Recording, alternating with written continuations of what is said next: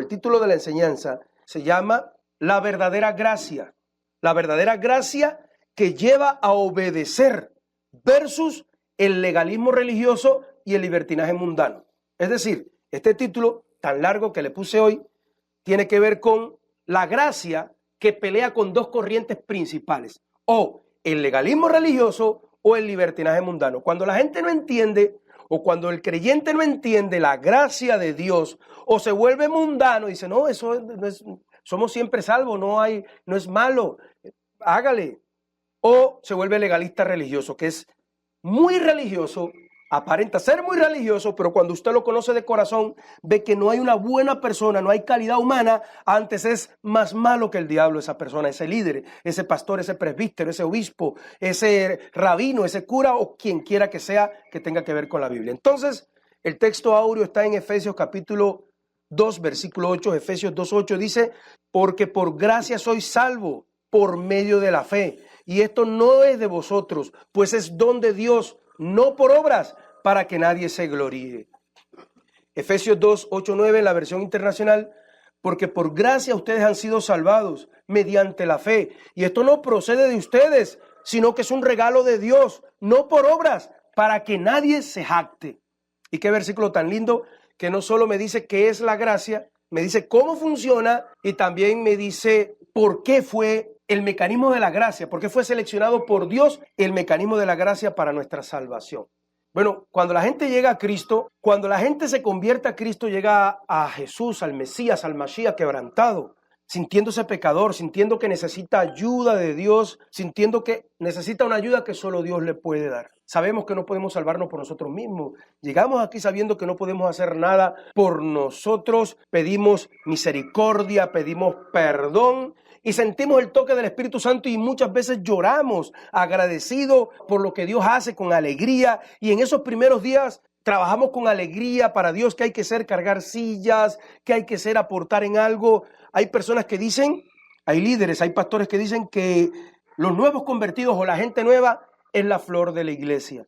Y tristemente, en mi opinión, ahora entendiendo la gracia, si la gente que llega nueva es la flor de la iglesia, tan bonita quieren decir, tan hermosos ayudando y trabajando sin dar problemas, si los que son viejos en la iglesia, si los que llevan años en la iglesia, si los que ya tienen experiencia no son el ramo de flor de la iglesia, es por culpa de esos mismos líderes que no le han enseñado la gracia de Dios.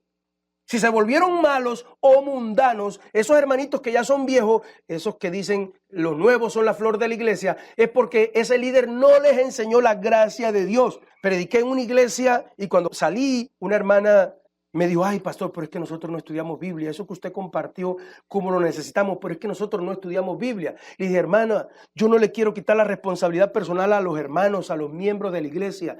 Yo no quiero congraciarme con ustedes para que crean que los estoy ayudando. No, sí, hay responsabilidad en que la gente no busque, sea apática y no estudie tanto Biblia, pero la principal responsabilidad para mí recae en los líderes que no estudian, que se han vuelto al show, que se han vuelto a hacer el pastor show, el pastor que atrae a la gente con métodos sensuales, humanos y carnales, luces, humo, discoteca, bandera de Israel, bandera cristiana y bandera del que venga, si es de Estados Unidos, de Colombia, banderas de todo tipo, árbol de Navidad, fiesta, mejor dicho, han hecho un sancocho, un mejunje de sincretismo de cosas por tal de atraer a la gente. Entonces, para mí la culpa no es de la congregación, sino de los líderes religiosos que no se han sentado, que no están día y noche estudiando Biblia para enseñar el verdadero carácter de Dios, la verdadera doctrina y la gracia de Dios. Para eso les pagan. Para eso les pagan, no para tener carros, no es para eso, les pagan para que estudien Biblia. Si a esos líderes religiosos, si a esos pastores no les duele la parte de atrás de estar sentado o acostado o parado estudiando, no están haciendo el trabajo que Dios les mandó a hacer y por el cual sus congregaciones les están pagando.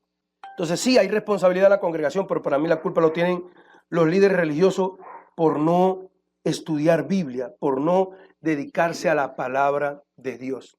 Entonces llegamos a Cristo triste, afligidos, sabemos que solo para Dios con alegría lo hacemos todo, trabajamos, colaboramos con amor, lloramos, agradecidos, pero algo sucede entre el tiempo, sí, algo sucede desde que se acepta a Cristo hasta que ya se es un cristiano de años de experiencia. Es decir, a medida que pasa el tiempo en el camino de la vida cristiana, en el camino de la vida cristiana, entre la conversión y los años de madurez, pasa algo. Digamos, no sé qué para usted años en el cristianismo, digamos 15, 20 años de cristiano o más. En ese tiempo, esa persona va adquiriendo conocimiento, pero no de la gracia. Va adquiriendo experiencia. Conoce Biblia, ya ayuna, ya ora, ya conoce doctrina y sus pastores y líderes religiosos le han convencido de que esa iglesia tiene la doctrina correcta y que los demás están mal. Y ese líder no se ha ocupado, esa persona, ese creyente, no se ha ocupado de verificar si lo que le dice el pastor es verdad. No tiene justificación, ahora tiene el internet, ahora tiene muchas herramientas para usted verificar si lo que dice su pastor también lo dicen los buenos pastores y los buenos teólogos del mundo. Entonces, en ese tiempo ya le ha crecido el ego religioso. Ya le ha crecido el ego religioso, ya esa persona tiene un sesgo de confirmación sólido, por lo tanto son cerrados a cualquier discusión, a cualquier polémica, a cualquier asunto. Ya esa persona tiene un orgullo religioso, ya esa persona tiene un orgullo religioso, ya esa persona creció en orgullo religioso, ya se siente superior a los demás, ya se siente superior al que llega nuevo lleno de defectos, al que llega nuevo con muchos arrastres. ¿Qué le pasó? Estilo el publicano y el fariseo. ¿Qué le pasó en el camino de la vida cristiana? ¿Abrazó el legalismo religioso? ¿Cayó de la gracia y está viviendo fuera de la gracia en una vida religiosa de apariencias e hipocresía? Haga la prueba y pregúntele a un líder, a un pastor, a un hermano de cualquier iglesia. Haga la prueba. No para sentirse orgulloso, sino para sentir la responsabilidad que usted tiene de aprender y enseñar a otros. Llegue y pregúntele a cualquier líder, a cualquier pastor, ¿qué es un religioso para ti? ¿Qué es una religiosidad para ti? Porque ni siquiera dicen la palabra completa, dicen solo mal nombrado el nombre. ¿Qué es una persona religiosa? Yo le pregunté a algunos, incluyendo hijos de pastores, y me dijeron, eso es alguien muy extremista. Es alguien que se pone muchas reglas, es alguien que es extremista, fanático, que es muy religioso. Y el problema es que no hay nada malo en ser religioso. No hay nada malo en que yo venga con camisa manga larga o corbata o ande con una Biblia debajo del brazo por todo el pueblo. No hay nada malo que una mujer se ponga bien correctamente su ropa, sin escotes exagerados, sin falda demasiado corta, que no se pinte el pelo. No hay nada malo en eso. En ser religioso, la palabra religioso significa desde la etimología de la palabra religión, atarse, anudarse, amarrarse. Entonces yo creo que una persona religiosa es alguien que se ata a Dios con hábitos. No hay nada malo en hábitos religiosos. Lo malo es el legalismo religioso. Como no le ponen apellido, están perdidos. Dicen, no, eso es ser religioso, eso es malo, eso es ser fariseo, eso son reglas. No hay nada malo en ser religioso. Lo malo es ser legalista religioso. Y hasta que no entiendan lo que es legalismo religioso, van a estar equivocados. Por eso fui a un evento donde el líder nacional de esa gran denominación salió a predicar en una camiseta de esa que se pone en tierra fría bajo la ropa, y dijo, hay que cambiar todo, y cogía la camiseta así con la mano y la mostraba, y decía, hay que cambiar todo para ganar este país para Cristo. Entonces yo entendí, cree que porque salió a predicar en camiseta y no en traje, no con corbatas, cree que es humilde, está mostrando que es humilde. No, señor, ni la camiseta le da humildad, ni el traje o el saco le da espiritualidad. No conoce ese gran líder nacional lo que es legalista religioso. Entonces, ¿qué pasa con los creyentes de hoy? ¿Sí? Los creyentes van de un extremo a otro. En el mundo van de un extremo a otro, de legalistas religiosos a libertinos mundanos. Entonces nosotros tenemos que hablar de la gracia, que es la que nos enseña y nos define y nos lleva a no ser ni libertinos mundanos ni legalistas religiosos. Es bueno predicar de todo, de todos los temas bíblicos, de ciencia, de deporte, de literatura, economía, usar toda esa cultura general para hablar de temas bíblicos, pero es imprescindible, más que todo, hablar de las doctrinas esenciales y sobre todo de la gracia de Dios. Tenemos que estudiar y volver a estudiar aquí los atributos de Dios, el cielo y el infierno, la justificación, la redención. Le debo a algunos hermanos hacer unos estudios conjuntos sobre el infierno y sobre el cielo, estudiar sobre la justificación, la redención, la santificación, el temor de Dios, el legalismo religioso, la gracia irresistible, la elección, la predestinación, a Calvino, a Arminio, a Lutero, a Pelagio y a todos. Hay que estudiarlo, hermano, y al que le pueda parecer aburrido, tiene que buscar una iglesia de discoteca, que ahí sí van a entretener el alma. Entonces, tenemos que estudiar la gracia de Dios. ¿Cuál es el desequilibrio? Ahora sí le voy a explicar bien lo que les vengo tratando de abundar desde el principio, ¿sí? ¿Cuáles son los dos extremos? ¿En qué se basan estos dos extremos del legalismo religioso y el libertinaje. ¿Y por qué tenemos que estudiar tanto la gracia? ¿Por qué tenemos que ahondar en la gracia y profundizar en la gracia? Porque hay doctrinas que influyen directamente en tu salvación. Hay doctrinas que le dicen doctrinas no esenciales. Doctrinas no esenciales. Por ejemplo, Adán tuvo ombligo. ¿Sabe usted si Adán tenía ombligo? Si Dios no le hizo así con el dedo un huequito en el abdomen, no tenía ombligos, ¿sí? ¿Era la serpiente la suegra de Adán? No, usted no se va al infierno por decir si no era o no era. No podemos decir, no va a irse a una eternidad sin Dios por ciertas doctrinas. Por ejemplo, muchos discuten si la salvación se pierde, si no se pierde, que ser un cristiano genuino, Calvino, Arminio, no van a ir al infierno por ninguno de los dos o a una eternidad sin Dios. Hay muchos temas, por ejemplo, si el rapto o el arrebatamiento, si el arrebatamiento es antes de la tribulación y la gran tribulación, en el medio o al final. Hay 4 posturas o posiciones y ninguna es falsa doctrina. Pero hay doctrinas que sí te llevan a una eternidad sin Dios o a un infierno. Hay doctrinas que sí te llevan a la perdición. Y es decir, hay falsas doctrinas que te llevan a la perdición. Hay doctrinas esenciales que si no la entiendes, el no comprenderla, pueden llevarnos a la perdición. ¿Por qué? Porque estas doctrinas influyen en tu fe. Y lo que tú aprendes, la teología que tú aprendes, define tu conciencia. Tu conciencia define qué tú vas a hacer, modelan tu conducta, cómo tú vas a actuar, definen cómo vas a comportarte en la vida, cómo te vas a conducir en la vida.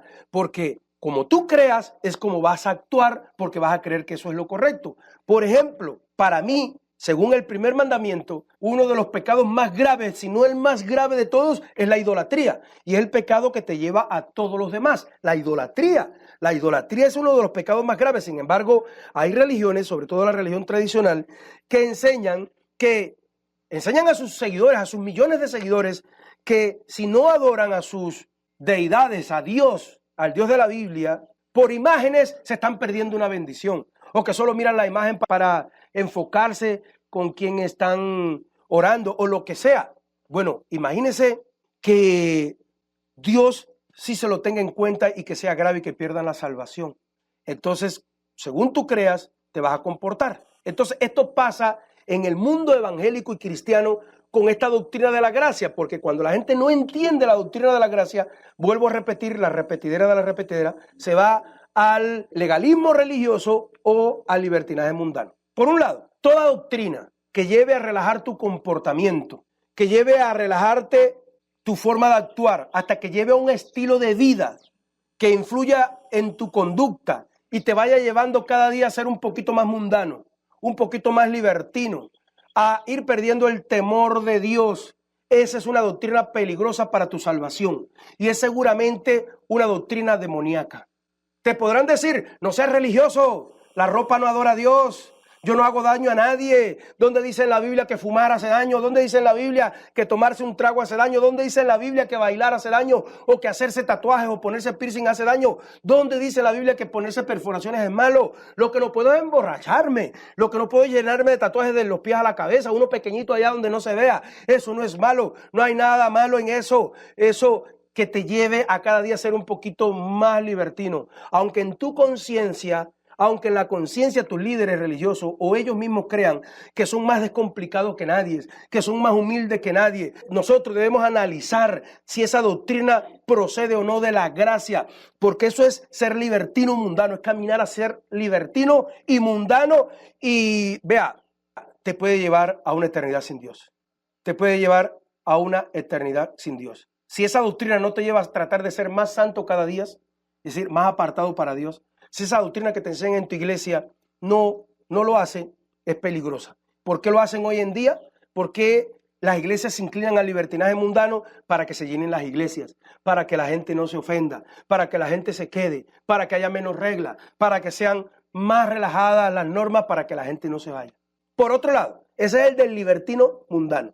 Por el otro lado, si la doctrina que aprendes te lleva a ser cada día un poquito más estricto con los demás, más sin misericordia con los demás, pero lleno de misericordia para juzgarte a ti mismo. Ay, pastor, ¿por qué no disciplina a ese hermanito? Que mire, pero usted está acabando y no, entonces si lo disciplino se pone bravo. Entonces, o yo mismo como pastor, esos pastores o esos hermanos, y yo por otro lado, es decir, siendo inmisericordioso, estricto con los demás, pero sí poniéndome toda la misericordia para conmigo, o para juzgarme a mí, o para juzgar a mi familia. Sí, mi hijo, ay, se puede equivocar mi hijo, claro, ¿quién no se equivoca? Pero al hermanito sí lo llevo con todas las reglas que es, ay, a mis hijos, a la familia pastoral, a los líderes que me ayudan, eso sí, con ellos soy condescendiente, pero con el otro soy estricto como un rayo, como un trueno, como un relámpago. Entonces, si esa doctrina me lleva cada día a ser un poquito más estricto con los demás, pero más indulgente conmigo mismo, si esa doctrina que me están enseñando en la iglesia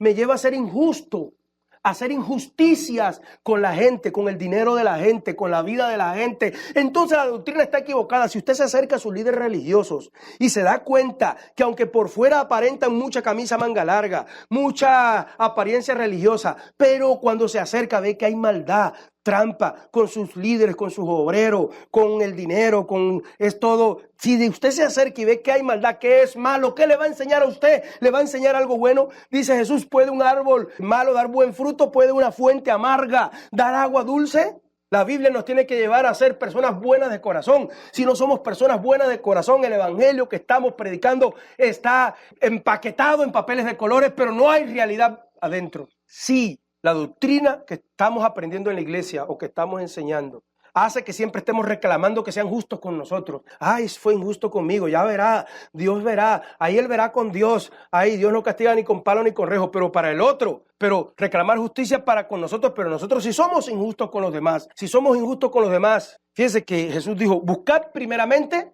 del reino de Dios y su justicia. Y primeramente es una palabra que da prioridad. Si en la vida de nosotros no viene la justicia por la palabra que escuchamos, estamos mal. La Biblia que me están enseñando me tiene que llevar a ser justo, no injusto. ¿Y con quién? Con mi familia, con el hermano. Siempre queremos aventajar a todos con nuestro ego. Y si lo que aprendemos no nos lleva a ser justo con los demás, nos lleva a ser injusto, ese evangelio tiene un problema. Ese evangelio no tiene gracia de Dios. Es decir, puede parecer un gran líder, un gran creyente, un gran presidente, un gran jefezote, pero si hace cosas malas se está volviendo malo. Si hace cosas malas, si esa doctrina que te enseñan te lleva siempre a estar criticando a los demás, pero en nuestra conciencia egoísta nos sentimos perfectos. Y si esa doctrina nos lleva a hacer malas acciones con los demás, con el dinero de los demás, con la vida de los demás, si nos lleva a practicar acciones malas con los demás, entonces nos está llevando a ser peor que los mundanos, porque somos igual de mundanos, pero hipócritas, con una cobertura religiosa por fuera que nos cubre y nos tapa. Pero la gente, los líderes y los cristianos, seguimos pensando que como tenemos nuestra mente calmada en la conciencia, tenemos nuestra conciencia calmada, pensamos que no estamos mal. Tal como los fariseos que mataron a Jesús. Creían que estaban bien y por envidia, odio y celo y egoísmo y deseo de poder y mantener su estatus, mataron al hombre más justo y noble de toda la historia de la humanidad. Al único noble y justo de toda la historia de la humanidad, a Jesús, el Rey de Reyes y Señor de Señores. Ese tipo de conducta estricta, pero malvada, sin corazón, de hipocresía, con solo apariencia religiosa, que por fuera parece mejor el mejor ungido, no toque al ungido que va pasando el ungido, de fondo es más malo y de fondo esa persona es más malo que el diablo. Esa conducta procede de una doctrina diabólica y eso se llama legalismo religioso. Entonces no podemos ser ni materialistas mundanos ni legalistas religiosos. Mire, y no me lo estoy inventando yo, que estos son los peores enemigos de la gracia. Jesús mismo lo dijo de una manera simbólica, cuando en Marcos capítulo 8, versículo del 14 en adelante, le voy solo a resumir para no leerlo todo, Jesús le dijo a sus discípulos, dice, Jesús les mandó, abran los ojos. Cuando Jesús les dice, abran los ojos, pongan cuidado. ¿Qué está diciendo? Le dijo a los discípulos, abran los ojos y cuídense de la levadura de los fariseos y también de la levadura de Herodes. ¿Qué estaba diciendo Jesús? ¿Cuál era la levadura de los fariseos? Esa sí la conocemos bien, la hipocresía y el legalismo religioso. Es fácil entender que la levadura de los fariseos era el legalismo religioso, era la hipocresía. Pero les digo también de la levadura de Herodes. ¿Quién era Herodes? Era el rey judío de esa zona. Era un rey judío puesto a dedo, así como ponen a los políticos, los bancos y los que están arriba de la élite mundial. Era un líder supuestamente judío, tenía que conocer judaísmo, tenía que ser un líder que fuera un gran creyente. Sin embargo, Herodes era un mundano. Herodes era tan malo y tan mundano como el que más. Y no sé si usted sabe que Herodes tenía un grupo de seguidores. ¿Sí se acuerda? Los herodianos, que a cada rato llegaban a Jesús. Era un grupo de creyentes judaísmo político. fue la primer, ¿cómo se le dice acá a las campañas? El primer partido político religioso cristiano, por decirlo así. Porque los herodianos eran seguidores de Herodes. Me imagino que tendría hasta su iglesia y predicaría en los púlpitos. Hermano, vamos a invitar a Herodes, que hay campaña política el mes que viene. Y Herodes nos va a invitar a un sancocho. Entonces, los herodianos eran mundanos y los soldados romanos también eran bien mundanos. Y los fariseos eran legalistas religiosos. ¿Cuál de ellos se salvó? ¿Cuál de ellos está junto con Lázaro en el paraíso, allá donde está el ladrón de la cruz que aceptó al Señor? ¿Será que allá están los herodianos y están los fariseos o se perdieron todos? Es decir, Jesús les dijo, abran los ojos y cuídense de la levadura de los fariseos y también de la levadura de Herodes. Y en Mateo 16:12 explica qué es la levadura. Porque dirá, bueno, hermano, está hablando de la levadura de Herodes. Usted dice que es la doctrina. Mire lo que dice literalmente Jesús en Mateo 16:12. Entonces entendieron que no les había dicho que se guardasen de la levadura del pan, sino de la doctrina de los fariseos y los saduceos. ¿Sí ven? Está hablando de la doctrina. La doctrina que le enseñaron, que Herodes les enseñó a sus seguidores, los llevó al infierno. Y la doctrina que les enseñaron a los fariseos no los llevó a la eternidad. Entonces tenemos que abrir los ojos, como dijo Jesús. Abran los ojos y cuídense de la doctrina del legalismo religioso y cuídense de la doctrina del libertinaje mundano. Entonces, la mala doctrina te puede llevar a ser o religioso y fariseo, o mundano o herodiano. Entonces la conducta que muestras es lo que la gente va a ver, de lo que pasa adentro. Según tu conducta, la gente va a ver si hay un mundano dentro de ti, un libertino, o hay un religioso o un fariseo. Y mire esto, hermano, la mayoría de los creyentes, identifíquese e identifica a los creyentes que usted conoce, no para condenar, sino para aprender. La mayoría de los creyentes, no solo evangélicos, creyentes católicos, mesiánicos, testigos de Jehová, mormones, de todas las religiones, van desde el legalismo religioso en su denominación con las reglas de ellos o a ser libertino y mundano. Por ejemplo, los testigos de Jehová creo que fuman y se dan otras libertades, pero a la vez, si una mujer testigo de Jehová se hace novio de una persona que no sea de la congregación, lo echan de la congregación. Si se deja hacer una transfusión de sangre o cosas, yo no estoy bien claro de las reglas, sé que tienen mucha religiosidad, pero muchos de mundanos también. Es decir, no es algo que alcance solo a los evangélicos, también a los católicos. Hay algunos de ellos que pueden subir de rodillas al Monserrate, pero irse después a la cantina a emborracharse y pegarle a la mujer. No solo los evangélicos pueden llegar a ser libertinos o mundanos o legalistas religiosos. Por eso es un problema grave. Fue grave en los tiempos de Jesús. ¿Cómo será que se unió en los tiempos de Jesús? Se unieron los mundanos y los religiosos y mataron a Jesús. Entre Herodes, Pilato y los romanos, que eran mundanos, y los fariseos se unieron. Satanás unió esos dos grupos y ambos crucificaron a Jesús. Entonces, hermano, es peligroso también en nuestros tiempos cualquiera de los dos extremos. Yo siempre he dicho, no sé de dónde yo saqué eso, si se me ocurrió a mí o se lo escuché a alguien, pero hace tiempo vengo diciendo esto. Veo que los años en el evangelio, los años en el cristianismo, los años que pasas de creyente, te pueden llevar a ser, te pueden volver tan buen ser humano, tan buena persona, tan buen creyente como los discípulos, como los apóstoles de la iglesia primitiva, de la iglesia perseguida, de la iglesia apostólica, o los años en el evangelio te pueden volver tan malo, tan asesino, tan malvado como los fariseos que crucificaron al Señor Jesús. ¿Y de qué depende eso? Que cuando tú lleves 15, 20 años de creyente, o seas mundano y tus hijos sean mundanos, o seas religioso y seas más malo que el diablo. ¿De qué depende eso? De que no le explicaron bien la doctrina de la gracia, la verdadera gracia que lleva a obedecer sin volverte creído, sin tomarte los méritos por tus obras religiosas. Entonces, ¿qué lleva a convertirse en uno de estos dos extremos? Pues el no entender la doctrina de la gracia, la verdadera gracia que lleva a obedecer. Entonces nos debemos convertir en conocedores, entendidos, prácticos de la gracia de Dios. Tenemos que convertirnos en personas que aprenden la gracia que enseñó Jesús con su vida, la gracia que practicó y predicó el apóstol Pablo y los demás apóstoles, la gracia de la cual se colgaba o se agarraba la iglesia primitiva, la verdadera gracia que lleva a obedecer, que lleva a cada vez una vida más santa, pero a ser buenas personas desde adentro, misericordiosas, amorosas, llenas de buenas acciones religiosas, pero sin tomarnos el mérito, sin tomarnos el ego, sin crecernos el ego. Hay una gracia que sí te lleva a esa obediencia. Toda la palabra de Dios nos enseña sobre la importancia de la gracia. Las fiestas, todos los libros, todas las fiestas bíblicas nos enseñan sobre la gracia, el mecanismo de la gracia. Desde el Antiguo Testamento, Noé fue salvo por gracia, Abraham fue salvo porque creyó, y el creer es el vehículo que te lleva a la gracia. Entonces, tenemos que entender que aprender de la gracia, tenemos que aprender de la gracia y huir del legalismo religioso y del libertinaje mundano. Entonces, ¿qué es la gracia? Diga, no me torture más y ya acábeme de decir de nuevo qué es la gracia, cómo funciona, cuál es la relación de la gracia con la ley. ¿La gracia anula la ley o no la anula? ¿Qué es el legalismo religioso? ¿Se puede caer de la gracia como Pablo le dijo a los Gálatas? Cayeron de la gracia. ¿Qué es caer de la gracia? ¿Qué nos puede mantener en la gracia sin caernos? Hay un mecanismo que Dios nos enseña en la Biblia que nos mantiene viviendo en la gracia, siendo cada vez mejores personas, tratando de vivir cada vez más en santidad, pero sin ser legalista religioso, sin ser creído o orgulloso. ¿Hay un mecanismo? Sí lo hay. El único, el que nos enseñó Jesús, y es lo que queremos aprender. Imagínense, tenemos que aprender qué mecanismo es el que nos mantiene en la gracia sin caernos ni al legalismo religioso ni al libertinaje. ¿Cuál es el secreto? Vuelvo al versículo Efesios 2:8, uno de los versículos que mejor explica qué es la gracia de una forma clara, sencilla, resumida. Un extracto, este genio, el apóstol Pablo, nos lo regaló desde una cárcel.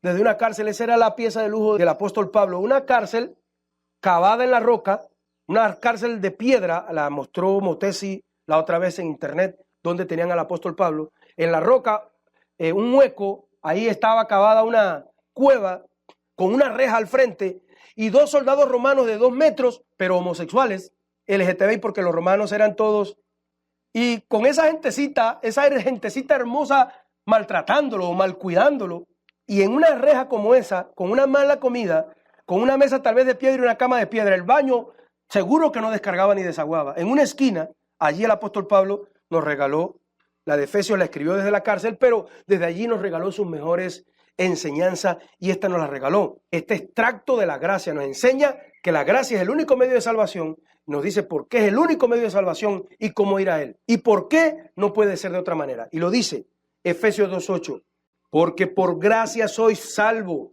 por medio de la fe. Y esto no es de vosotros, pues es un don de Dios, no por obras, para que nadie se gloríe. Entonces, somos salvos solo por gracia y es un don de Dios, un regalo de Dios, lo dicen otras traducciones, y no es por obras. Este versículo debería enseñar a los que dicen que la ley fue anulada, que dicen, no, la ley es una maldición, la ley fue anulada.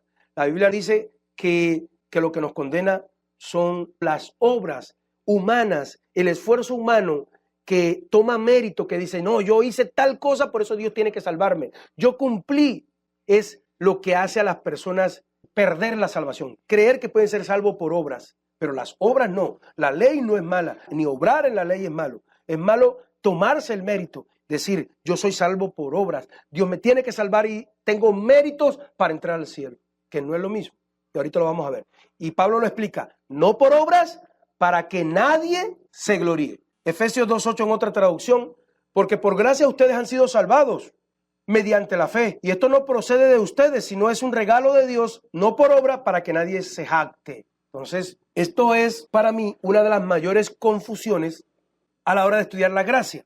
Los que enseñan dicen la salvación es por fe y no por ley. Y cumplir la ley es caer bajo la maldición de la ley, según Gálatas 3:10. Gálatas 3:10, porque todos los que dependen de las obras de la ley están bajo maldición. Pues escrito está, maldito el que no permanece en todas las cosas escritas en el libro de la ley para hacerlas. Esto es un gran error, decir, basado en estos versículos, que la ley es una maldición y que no hay que cumplirla, ¿sí? ¿Se acuerda que nosotros explicamos que hay 3 tipos de leyes en el Antiguo Testamento? Leyes ceremoniales o rituales, leyes civiles y leyes morales. Las leyes ceremoniales fueron perfeccionadas en el Mesías, ¿sí? Lo bonito de las fiestas no es tanto hacer la fiesta, sino entender lo que enseñan las fiestas. Esas eran las leyes ceremoniales y nos enseñan del Mesías, nos enseñan leyes morales. Las leyes civiles les toca al gobierno. Si el gobierno no fuera tan corrupto y corrompido como el gobierno de hoy, pues las tenía que tomar bien. Pero las leyes morales son y serán vigentes siempre. ¿Por qué? Porque las leyes morales que están en los 10 mandamientos, no idolatría, no matar, no robar, no codiciar, no decir falso testimonio, honrar a padre y madre, todas esas leyes son leyes morales que muestran el carácter de Dios. La ley no es mala, es buena. Lo que es una maldición Y lo que no se debe hacer es que yo crea que por cumplirlas tengo el mérito y Dios me tiene que dar la entrada al cielo. ¿Por qué? Porque si yo cumpliera todos los mandamientos perfectos como lo hizo Jesús, podría sacar pecho delante de Dios. Pero todos nosotros hemos incumplido algún mandamiento en la vida. Por eso la ley nos condena. La ley no es mala, los malos somos nosotros. Y como no pudimos cumplir en nuestra vida como hizo Jesús la ley completa, no podemos entrar al cielo por ley. Y aunque la ley es buena, entonces tenemos que buscar otro mecanismo. El mecanismo es Jesús. Jesús cumplió la ley, pagó por nosotros la pena y por gracia, si creemos en Él, por fe, nos regala la entrada a la eternidad. Entonces yo no puedo llegar al cielo por mérito y decir, no, yo me gané el cielo porque cumplí 9 mandamientos. Dios te va a decir, bueno, ¿y el 10º cuál fue? ¿Mataste? ¿Tuviste idolatría? Entonces, por eso es que no es que la ley es una maldición, sino que es un mecanismo tan estricto y nosotros los seres humanos somos tan malos, no nos ayudaría la ley para entrar al cielo. Entonces, el mismo Efesios, es decir, la ley de Dios es buena, perfecta, nosotros solo somos los que somos malos, que no podemos cumplirla. Efesios 2:8 nos aclara que no es maldición tratar de cumplir la ley, es tratar de ser justificado por las obras de la ley. Si yo me le aparezco a Dios, al cielo, a la entrada del cielo en el juicio, yo tengo que entrar al cielo porque yo estoy justificado porque fui uno de los más cumplidores de mi iglesia. Dios me va a enseñar todas las que no cumplí y por lo tanto no puedo entrar. Yo tengo que llegar al cielo y usar la gracia. Yo soy un pecador, sí, me comporté lo mejor que pude, pero incumplí esto, esto y esto, pero yo no vengo aquí, Señor, Padre Celestial, por mi mérito, sino por los méritos de tu Hijo Jesús. Y el Padre Celestial va a decir, venga bendito a mi reino, al reino preparado para ustedes.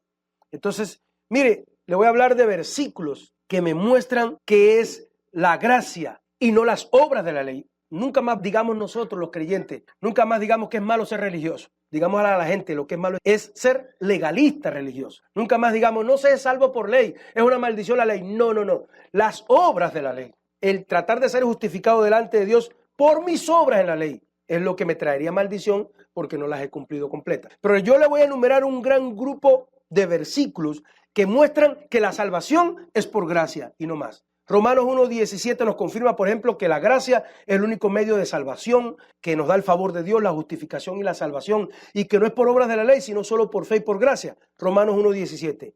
Porque en el Evangelio la justicia de Dios se revela por fe y para fe, como está escrito, mas el justo por la fe vivirá.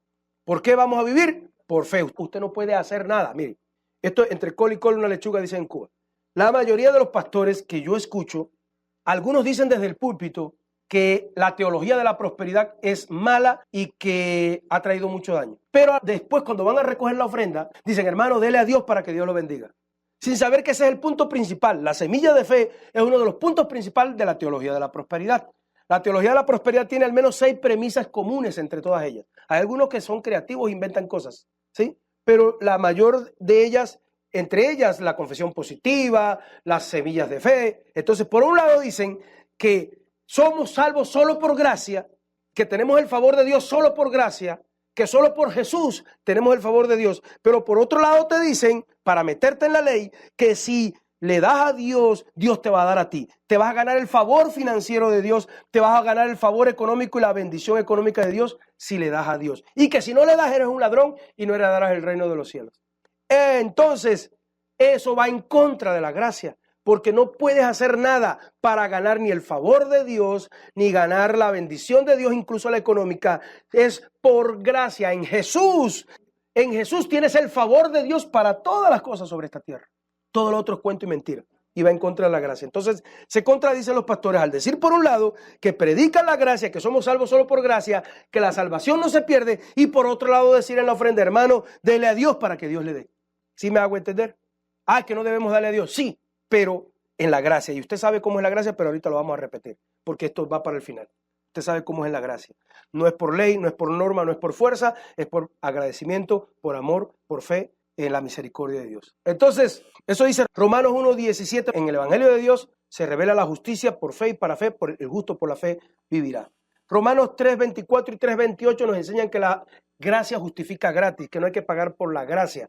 Romanos 3:24. Siendo justificados gratuitamente por su gracia, mediante la redención que es en Cristo Jesús. Y Romanos 3:28, concluimos que, pues, el hombre es justificado por la fe sin las obras de la ley. ¿Ve? Dicen algunas veces por la ley, pero hablando de las obras de la ley. Romanos 11:6, la gracia se alcanza por fe y no por obras de la ley. ¿Cómo lo dice? Romanos 11:6, y si por gracia, ya no por obras. Y de otra manera la gracia ya no es gracia, y si por obra, ya no sería gracia, de otra manera la obra ya no sería obra. Entendamos al apóstol que era bien complicado de entender. Gálatas 2:16 nos enseña que a la gracia se llega por medio de la fe y que su objetivo es evitar la autoglorificación del hombre. Mire, Gálatas 2:16, sabiendo que el hombre no es justificado por las obras de la ley, sino por la fe en Jesucristo. Nosotros también hemos creído en Jesucristo para ser justificados por la fe en Cristo y no por las obras de la ley. Por cuanto las obras de la ley, nadie será justificado. Me gusta la fiesta, estoy enamorado de la fiesta me enseñan la gracia, las fiestas me enseñan de Dios, pero yo no puedo llegar al cielo y decirle, Señor, tienes que dejarme entrar al cielo porque yo celebré todas las fiestas bíblicas y no las fiestas paganas. Esas fiestas me tuvieron que haber hecho crecer en gracia. Ese es el objetivo de la fiesta, enseñarte la gracia de Dios. El mecanismo de la gracia está enseñado en la fiesta. Y seguimos. Gálatas 1 Corintios 15:20. Mediante la gracia de Jesucristo, todos resucitarán y vivirán para siempre. ¿Por qué vamos a resucitar? ¿Por las obras de la ley o por la gracia? Mire lo que dice Hebreos 13:9. No os dejéis llevar de doctrinas diversas y extrañas, porque buena cosa es afirmar el corazón con la gracia y no con viandas que nunca aprovecharon a los que se han ocupado en ellas. Es decir, aquí habla de que las doctrinas extrañas son las que te tratan de hacer afirmar el corazón y tu conducta con normas rituales, porque habla de las viandas, ¿no? Y las viandas estaban en las leyes de la comida, kosher, se pronuncia en hebreo, y hablan de la comida, y aquí te dice Pablo que no te dejes engañar o llevar por esas doctrinas, porque el corazón no se afirma con leyes rituales, sino con la gracia se afirma el corazón. Mire lo que dice la Biblia Castilian, por ejemplo. No os dejéis seducir por enseñanzas nuevas y extrañas, porque la fortaleza espiritual es un don de Dios que no se obtiene por el hecho de observar determinadas normas de alimentación. Los que hasta ahora han tratado de obtenerla por esos medios han fracasado. Es decir, la Biblia me enseña, Pablo me enseña, el apóstol, que la conducta y el corazón se afirman con la gracia y no con leyes rituales. Entonces me confirma que la salvación sigue siendo por gracia. Entonces nos queda claro, hay más. Nos queda claro que la justificación, el favor de Dios, incluso la bendición económica, incluso los dones que recibimos, los recibimos por gracia y no por obras de la ley. Y prepárese que vamos a estudiar unas cosas muy tremendas. ¿Sabe usted? Yo dejé de dolerme y de herirme por hermanos que se van fortaleciendo en el Señor y yo los veo que empiezan a asistir y a aprender y a comentar sobre la doctrina y se ven animados y después se pierden un mes o dos o tres. Y algunos son más apáticos, otros son más activos espiritualmente hablando. ¿Sabe usted que la gracia enseña que usted no puede ser metido con Dios si Dios no lo dio de su gracia? Usted no puede buscar a Dios, estudiar Biblia, ser más o menos consagrado que otro si no viene de la gracia de Dios. La gente cree que cuando no viene es que ellos desecharon a Dios por un familiar que vino. No, me toca pasear, me toca hacer un negocio, me toca hacer un trabajo, me toca algo. Qué casualidad que yo llevo, digo la edad, llevo más de 30 años que no se me atraviesa nada los domingos. ¿Por qué? Ni los días de culto. En la iglesia en Cuba teníamos culto el jueves, el miércoles, el lunes, el martes, el domingo, el sábado. ¿Por qué a mí nada se me atraviesa en mi día de culto? ¿Por qué? Ah, claro, porque usted es pastor. No, a mí no se me atraviesa nada entre yo y el culto, no porque soy pastor. Soy pastor porque nunca se me atravesó nada entre yo y el culto. Lo que se atravesaba lo quitaba y primero ponía el culto y las cosas de Dios. Entonces, hermano, nada de lo que nosotros hagamos puede hacernos alcanzar el favor de Dios. Nada. Nosotros ya tenemos el favor de Dios por gracia y nos lo enseña estos versículos. La salvación, la justificación, el favor de Dios, los dones, incluso el que seas más espiritual que otro, el que sí leas Biblia o no leas Biblia, el que vengas más o menos. La gente cree que ellos desecharon a Dios. No. Hay algo que no comprendemos que hizo que Dios lo desechara a esa persona que es apática y floja espiritualmente. ¿Qué es? Hace acá en Colombia. Dice la Biblia que cuando nacieron, antes que hicieran algo malo o bueno, Dios amó a Jacob y desechó a Esaú. Y en efecto, Esaú llegó a ser un mundano de pervertido, malvado. Esaú fue un libertino malvado, un hombre malo. Pero dice que cuando nacieron, por gracia, escogió Dios a Jacob y desechó a Esaú. ¿Por qué Esaú salió mundano? Diría Sem, el pastor de ambos. Sem fue el pastor de Abraham, de Isaac, de Jacob y Esaú hasta los 13 o 14 años. Diría el pastor, ay, ¿por qué este Esaú es un chino tan cansón? ¿Por qué es tan mundano? No, si entendemos la gracia, no tenía la gracia de Dios. Preocúpese entonces, ¿será que estoy en la desgracia? ¿Soy un desgraciado que no amo a la Biblia, no amo a Dios? ¿Será que Dios me desechó para perdición, para ser uno de los cristianos que me quede? Porque todo procede de la gracia de Dios y eso lo vamos a aprender. Usted no puede hacer nada, es decir, para ser espiritual si no ha venido primero de la gracia de Dios. Ay, ¿qué tengo que hacer? Bueno, hay una respuesta que después lo vamos a estudiar. Esto solo le estoy hablando por encimita. Hay una respuesta a lo que le llaman los teólogos los medios de la gracia. Usted puede crecer en gracia. ¿Cómo? Hay medios para hacer crecer la gracia. Por ejemplo, la lectura bíblica, la asistencia a los cultos. Cada vez que usted aprende palabra de Dios en un culto, usted crece en gracia. O debería crecer en gracia si el pastor suyo le enseña sobre la gracia. Cada vez que ora, cada vez que ayuna, cada vez que practica, hay medios para crecer en gracia, ¿sí? En la comunión con el Espíritu, la Biblia. Pero bueno, eso lo vamos a compartir después.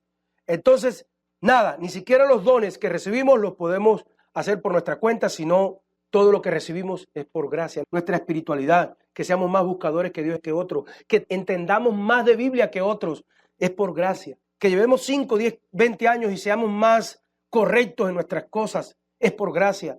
Si usted lleva 15, 20 años y sigue siendo incorrecto en sus cosas, sigue siendo espiritualmente hablando mal en su vida, entonces, hermano, es que le falta esa gracia. Pídale a Dios, que Él es la fuente de toda gracia. De esta verdad, bueno, acabamos de leer cuántos versículos que nos dicen que la salvación solo es por gracia y que no tenemos nada si no es por gracia, ni siquiera la bendición económica. Varios, solo leí unos 10 o 15 versículos que hablan que la salvación es solo por gracia. De esta verdad, de que la salvación solo es por gracia, toman solo esa pequeña verdad, ese pedacito de la verdad, los libertinos y mundanos, y la tuercen y justifican la vida mundana que quieren llevar. Pero Pablo entendía eso. Por eso Pablo dijo en Romanos 6:1, pues ¿qué diremos? ¿Perseveraremos en el pecado para que la gracia abunde? En ninguna manera, porque los que hemos muerto al pecado, ¿cómo viviremos en él? Y entonces, ¿cómo quedó? ¿Por qué dijo eso el apóstol Pablo?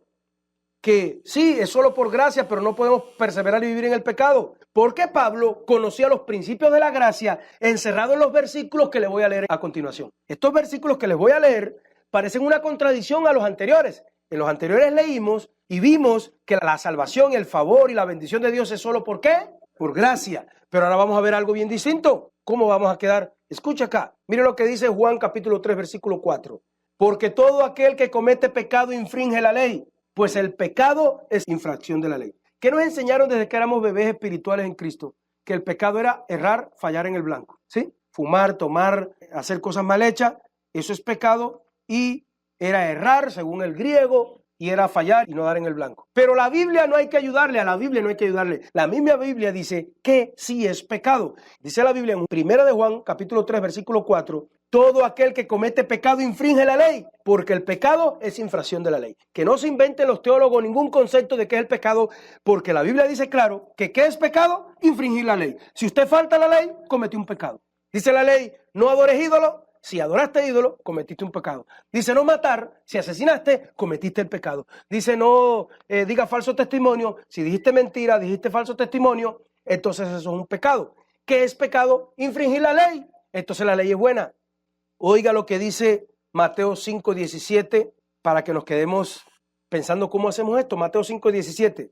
No os penséis que he venido a abrogar la ley o los profetas. No he venido para abrogar, sino para cumplir. Porque de cierto os digo que hasta que pasen el cielo y la tierra, ni una jota ni una tilde pasarán de la ley, hasta que todo se haya cumplido. De manera que cualquiera que quebrante uno de estos mandamientos muy pequeño, y así enseña a los hombres, muy pequeño será llamado en el reino de los cielos. Mas cualquiera que los haga y los enseñe, este será llamado grande en el reino de los cielos. Porque os digo que si vuestra justicia no fuera mayor que la de los escribas y fariseos, no entraréis en el reino de los cielos. Mira lo que dice Juan capítulo 14, versículo 15. Si me amáis, guardad mis mandamientos. Mira lo que dice Juan capítulo 14, versículo 20. En aquel día vosotros conoceréis que yo estoy en mi Padre y vosotros en mí y yo en vosotros. El que tiene mis mandamientos y los guarda, ese es el que me ama. El que me ama será amado por mi Padre y yo le amaré a él y me manifestaré a él. Entonces es un amor condicionado. Para que el Padre te ame, para que Jesús te ame y viva en ti, debes guardar sus mandamientos. Entonces, ¿cómo quedamos? ¿No es que la salvación es solo por gracia? Mire, Juan 14:22. Le dijo a Judas, no el Iscariote, Señor, ¿cómo es que te manifestarás a nosotros y no al mundo? Respondió Jesús en el 14:23. Respondió Jesús y le dijo, el que me ama, mi palabra guardará, y mi Padre le amará, y vendremos a él, y haremos morada en él. El que no me ama, no guarda mi palabra, y la palabra que habéis oído no es mía, sino del Padre que me envió. Entonces dice bien claro el Señor Jesús, que el que dice que ama a Dios, o que Dios está con él, y es libertino, es mentiroso, o legalista religioso, no está en él la verdad, ni está el Padre en él. Primera de Juan 2:3. Y en esto sabemos nosotros, mire cuántos versículos diferentes. Primera de Juan 2:3. Y en esto sabemos que nosotros le conocemos si guardamos sus mandamientos. Alguien que venga acá y me diga, sé mucho de Biblia. No, yo soy el más erudito de la iglesia, de tal iglesia en todo mi pueblo. Soy el pastor que más sé, soy el mejor teólogo. Guarda sus mandamientos, porque si guarda sus mandamientos, entonces sí lo conoce. Si dice que lo conoce y no guarda sus mandamientos, es un mentiroso. Mire lo que dice aquí. Primera de Juan 2:3. Y en esto sabemos que nosotros le conocemos si guardamos su mandamiento. 1 Juan 2:4. El que dice, yo le conozco y no guarda sus mandamientos, el tal es mentiroso y la verdad no está en él. 2:5. Pero el que guarda su palabra, en este verdaderamente el amor de Dios se ha perfeccionado. Por eso sabemos que estamos en él. El que dice que permanece en él debe andar como en él anduvo. 1 Juan 5:2, rapidito. Y en esto conocemos que amamos los hijos de Dios, cuando amamos a Dios y guardamos sus mandamientos. Mire lo que dice en Juan 5:3. Nos dice, pues este es el amor de Dios, que guardemos sus mandamientos. Y sus mandamientos no son gravosos. Apocalipsis 14:12 es un versículo especial, porque mucha gente habla de la obediencia a la ley y otra gente habla que no, que es la fe y la gracia. Apocalipsis 14:12 es uno de los versículos que pone las dos cosas juntas en un mismo versículo, porque habla de las dos cosas juntas. Mire lo que dice Apocalipsis 14:12. Aquí está la paciencia de los santos, los que guardan los mandamientos de Dios y la fe en Jesús. ¿Qué es lo que nos lleva a la gracia? ¿No es la fe? Entonces, hay más. Dice Romanos 2:13, no son los oidores de la ley los justos ante Dios, sino los hacedores de la ley los que serán justificados. Santiago 2:14, hermanos míos, ¿de qué aprovechará si alguno dice que tiene fe y no tiene obras? ¿Podrá la fe salvarle? Así, la fe, si no tiene obras, es muerta en sí misma. Alguno dirá, tú tienes fe y yo tengo obras, muéstrame tu fe sin obras y yo te mostraré mi fe por mis obras. ¿Tú crees que Dios es uno? Bien haces. También los demonios creen y tiemblan. ¿Mas quieres saber, hombre vano, que la fe sin obra es muerta? Hebreos 10:26-31. Porque si pecaremos voluntariamente después de haber recibido el conocimiento de la verdad, ya no queda más sacrificio por el pecado, sino una horrenda expectación de juicio y un hervor de fuego que ha de devorar a los adversarios. El que viola la ley de Moisés por el testimonio de 2 o 3 testigos muere irrevisiblemente. ¿Cuánto mayor castigo pensáis que merecerá el que pisoteare al Hijo de Dios y tuviere por inmunda la sangre del pacto en la cual fue santificado e hiciera afrenta al Espíritu de gracia? Y yo quedo aquí erizado, quedo asustado, porque por allá leí como 15 versículos que me decía que la salvación era solo por gracia, pero aquí esta otra cantidad de versículos me dice que si no cumplo la ley me voy para el infierno, me pierdo, me tendría una eternidad sin Dios. Entonces, ¿cómo hago? ¿Soy salvo por gracia y no cumplo la ley? ¿Por qué tantos versículos me hablan de que soy salvo por gracia y otro montón de versículos de que sí tengo que cumplir la ley? Si no, es mentira que el Padre está en mí y es mentira que conozco a Dios. Sin entrar en detalles bíblicos, ya les expliqué de las leyes ceremoniales, civiles y rituales. Sí, ya les expliqué. Las rituales fueron perfeccionadas, las civiles les toca a las autoridades si no son corruptas, y ambas tienen un componente moral, pero las leyes morales reflejan el carácter de Dios y nunca serán anuladas. El problema de esta aparente contradicción se resuelve cuando entendemos que la ley es buena, que la ley es eterna, y que nosotros somos los que somos malos y que por eso la ley nos condena y por eso no podemos salvarnos por ella, por la ley. La ley nos muestra que no somos buenos, que para ir al cielo por nuestras fuerzas no podemos, que no alcanzamos a cumplirlas todas y que por un punto que incumplamos nos perdemos. Dios nos puede dejar entrar al cielo si cumplimos 9 mandamientos, pero asesinamos o somos idólatras, no podemos entrar. Entonces la ley es buena, pero no es un buen mecanismo para nosotros por lo malo que somos. Entonces necesitamos otro camino que es el Señor Jesús. El Señor Jesús vino para explicar y darle el verdadero cumplimiento a la ley. El verdadero cumplimiento de la ley es a través de la gracia. que lleva a obedecer la ley. ¿Pero cómo? La lleva a obedecer no por fuerza humana, sino por amor y por agradecimiento. Nos lleva, la verdadera gracia es la que nos lleva a obedecer los mandamientos de Dios por amor y agradecimiento, a obedecer los mandamientos morales de Dios. Hermano, si yo lo aprecio a usted, si yo lo amo a usted, y usted me deja en la sala de su casa y se le cae un billete, se le cae la billetera, yo sería incapaz de robarle, no porque hay una ley que dice no robar, sino porque le tengo aprecio. Sé que trabajó duro, sé que sudó la chaqueta y no sería capaz de robarle el dinero. Trataría de no humillarlo porque sabría que se sentiría mal. Trataría de cuando usted dé la vuelta, no codiciar a su esposa, no mirar a su esposa porque lo aprecio y lo quiero a usted. Eso a lo que me tiene que llevar la verdadera gracia de Dios, a obedecer las leyes, los mandamientos morales de Dios por amor y por agradecimiento. Por eso dice que al que no vemos guardando los mandamientos no conoce al Padre ni a Jesús. Porque si yo le estoy robando dinero a usted, le pido prestado dinero y no le devuelvo, soy mañoso, lo utilizo para mi beneficio personal y soy egoísta y soy malvado con usted, el Padre no está en mí porque el Padre no es así. Y entonces esa persona dice que ama a Dios y conoce a Dios, pero es mentira. Entonces la ley moral de Dios sí debe fluir en nosotros como fruto del Espíritu Santo. Cuando nosotros vivimos en amor y agradecimiento, Dios nos da su poder y entonces fluimos en amor, paciencia, bondad, mansedumbre, dominio propio. ¿Sí? Fluimos en su amor y su perdón. Glorificamos a Dios con nuestra vida y testimonio. Hermano, usted debería decir, ahora dígame versículos. ¿Usted está diciendo que es así? Que el cumplimiento de la ley, que sí hay que cumplir la ley, que sí se cumple, que la verdadera gracia es la que cumple la ley, pero por un mecanismo diferente, no por obras y esfuerzos humanos, sino por amor y agradecimiento. Eso te da el poder del Espíritu Santo para fluir en el Espíritu. Póngame versículos, hermanito cubano, hermanito pastor, hermanito. Póngame versículos, no me deje así. Ya me dijo un montón de versículos que dicen que la salvación solo es por gracia. Otro montón que dice que sí hay que cumplir la ley, pero ahora usted dice que es por amor y agradecimiento. Póngame versículos, ahí les van. Se los voy a leer de seguido. Mateo 22, 37 al 40. Jesús les dijo, amarás al Señor con todo tu corazón y con tu alma y con toda tu mente. Este es el primero y grande mandamiento. Y el segundo es semejante, amarás a tu prójimo como a ti mismo. De estos dos mandamientos depende toda la ley y los profetas. Lucas 10:25, aquí dijo un intérprete de la ley, se levantó, dijo para probarle, maestro, haciendo qué cosa heredaré la vida eterna. ¿Qué lees? ¿Qué está escrito? Amarás al Señor tu Dios con todo tu corazón, con toda tu alma y toda tu fuerza y tu mente, y a tu prójimo como a ti mismo. Y le dijo Jesús, bien has dicho, haz esto y vivirás. Gálatas 5:6, porque en Cristo Jesús ni la circuncisión vale algo, la circuncisión no es una ley ritual. En Cristo Jesús ni la circuncisión vale algo, ni la incircuncisión vale, sino la fe que obra por el amor. Mire, Gálatas 5:6. ¿Qué es lo que vale en el reino de los cielos? La fe que obra por el amor. Yo cumplo, pero por fe, es decir, la fe que obra, que actúa por el amor. Gálatas 5:13. Porque vosotros, hermanos, a libertad fuisteis llamados, solamente que no uséis la libertad como ocasión para la carne, sino servíos por amor unos a los otros, porque toda la ley en esta palabra se cumple, amarás a tu prójimo como a ti mismo.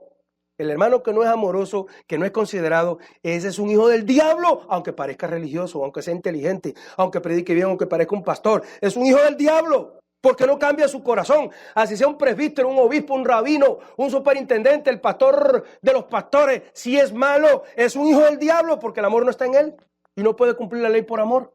Por eso es que Jesús elogió a tantas personas que aunque tuvieron un pasado terrible, mire a qué personas elogió Jesús en la Biblia, personas que tuvieron un pasado terrible porque se deshacían en amor, en agradecimiento por Jesús perdonar sus pecados. Sin embargo, los fariseos religiosos no creían que tenían nada que agradecer. Mire lo que dice Romanos 13:8, siguen los versículos.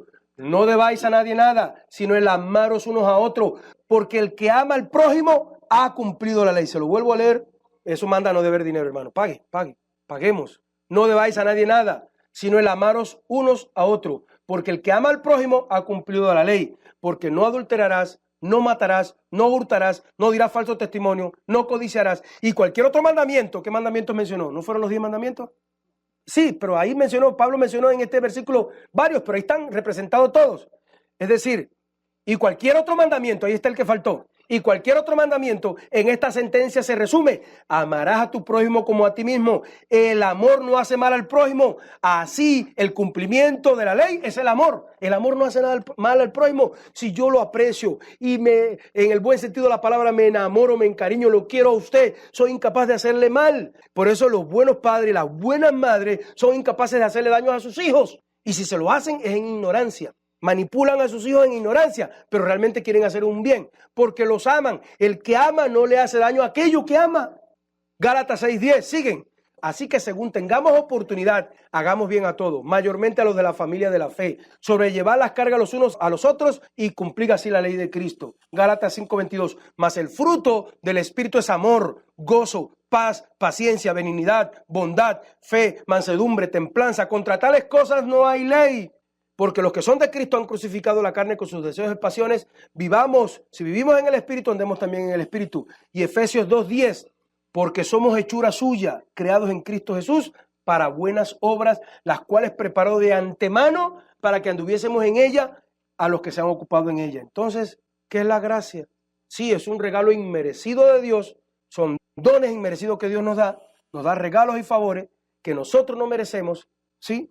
No merecemos el favor de Dios, no merecemos la salvación, no merecemos la bendición económica, no podemos hacer nada para merecerlo, hermano. Entienda que cuando nosotros decimos que hacemos algo para merecer la bendición de Dios, ya es falsa doctrina porque va en contra de la gracia.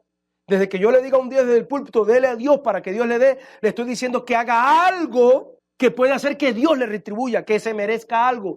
Por eso Pablo decía que el que está en la gracia trabaja como por deuda, porque si usted trabaja por un salario, le tienen que pagar. Entonces, si yo diezmo y ofrendo porque Dios me tenga que pagar, porque me va a bendecir por eso, entonces es un salario. Yo no tengo que agradecerle a Dios cuando me devuelva, porque al banco, bueno, el banco sí es usurero, pero si me dicen, dale a Dios 1 millón que te va a dar 2 millones, cuando me dé los 2 millones, ¿qué le voy a agradecer?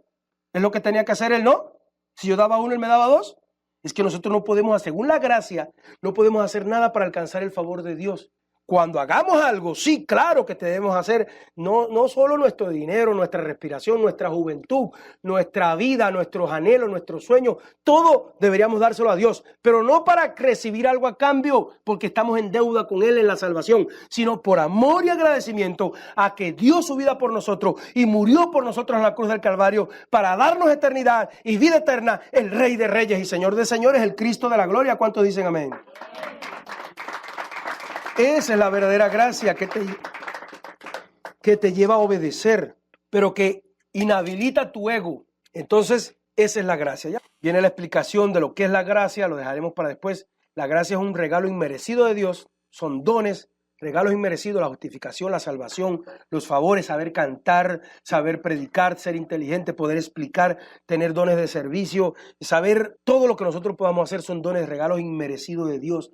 Los cantantes del mundo tienen esos regalos y no los usan para Dios. Usémoslos nosotros para Dios. Pero no se trata solo de favores que Dios nos da, de que Dios nos da la justificación y esos regalos y nos da esa espiritualidad y nos da el poder vivir la vida cristiana. No es que solo nos da esos favores sin merecerlo. Es que nosotros merecíamos lo contrario. Usted y yo merecíamos por nuestros pecados y maldades morir, no estar acá, no ser llamados por Dios. No lo merecíamos, merecemos exactamente lo contrario, merecemos el castigo eterno. Sin embargo, a pesar de que merecíamos ser tratados con justicia y ser castigados, Dios decide tratarnos con bondad, con benevolencia, y eso es gracia.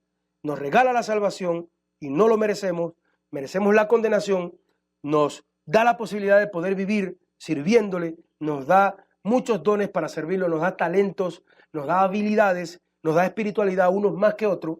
Crezca en la gracia de Dios.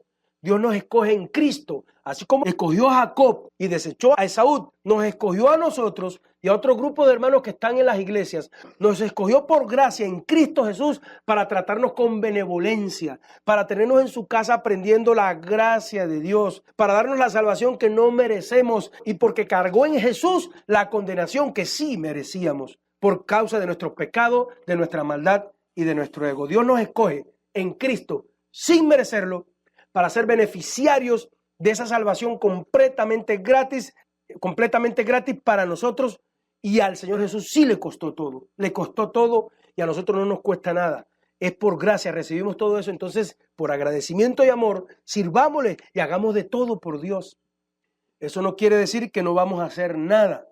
Vamos a esforzarnos, vamos a mejorar en comportamiento moral, vamos a pedirle a Dios que nos ayude en el comportamiento moral, pero sin jactarnos, sabiendo que si nos podemos comportar mejor mañana, si nos podemos comportar mañana mejor que hoy, si podemos ser más espirituales mañana que hoy, si podemos entender más Biblia mañana que hoy, no es por nuestra fuerza, es porque como le pedimos y por su amor y su misericordia, Dios nos dio más gracia para crecer más en su vida cristiana, para crecer más en el cumplimiento de la ley, para atender más la ley moral. Dios nos da la salvación gratis, la justificación gratis, nos da su favor gratis, nos da su bendición gratis, nos da los dones del Espíritu, nos da el poder del Espíritu Santo. ¿Para qué? Para poder vivir en obediencia a las obras de la ley, pero no, es decir, aunque nos vamos a esforzar, ¿sí? Nosotros lo hacemos por fe, y respondemos ese esfuerzo en amor y agradecimiento a Dios. Cuando usted ama, usted se esfuerza, pero el esfuerzo del amor no te lleva a jactarte, te lleva a ser agradecido, te lleva a recibir en agradecimiento. Bueno, cuando vivimos estas reglas morales de Dios, cuando las tratamos de cumplir, tenemos un esfuerzo. Te va a decir, bueno, acabo de decir que cuando usted ama a Dios y es agradecido, viene el poder de Dios y fluye en ti, no tienes que hacer ninguna fuerza. Bueno, usted va a tener que hacer una fuerza, usted va a tratar de vivir en reglas morales y va a tener que hacer una parte del esfuerzo. Dios va a hacer el milagro y usted va a hacer una parte del esfuerzo. Es que lo que debemos entender es que la gracia no se opone al esfuerzo. Así como una persona enamorada o una persona que aman no se opone al esfuerzo que usted hace por demostrarlo, asimismo la gracia no se opone, Dios no se opone a su esfuerzo por tratar de vivir en santidad, por tratar de vivir las reglas morales de Dios. Lo que se opone es a que te tomes el mérito, a ver si lo entendemos, si me hago entender, a que tú te tomes el mérito, a que tú te agencies el crédito de que lo lograste, porque entonces eso es lo que no te deja entrar al cielo. Usted ama a Dios, usted agradece, le pide, Dios le da fuerza, tienes que hacer también una parte del esfuerzo para no vivir en la maldad. Pero entonces usted no llega al cielo y le dice a Dios, no, yo hice un poquito de esfuerzo, usted me tiene que dejar entrar al cielo. No, lo que se opone a la gracia es que te tomes el mérito, a que tú vayas al cielo y digas, no, yo entro aquí, soy un pecador, no, lo que hice bueno es un poquitico, lo que hice malo fue mucho, yo quiero entrar a tu cielo por tu gracia, porque te amé, porque tengo por tu amor y por tu misericordia y porque pagaste mi culpa en la cruz del Calvario en tu Hijo amado. Por esa fe, por esa gracia, por esa misericordia, por ese agradecimiento, ahí sí puedes sacar pecho delante de Dios con lo que hizo Jesús, no con lo que hiciste tú.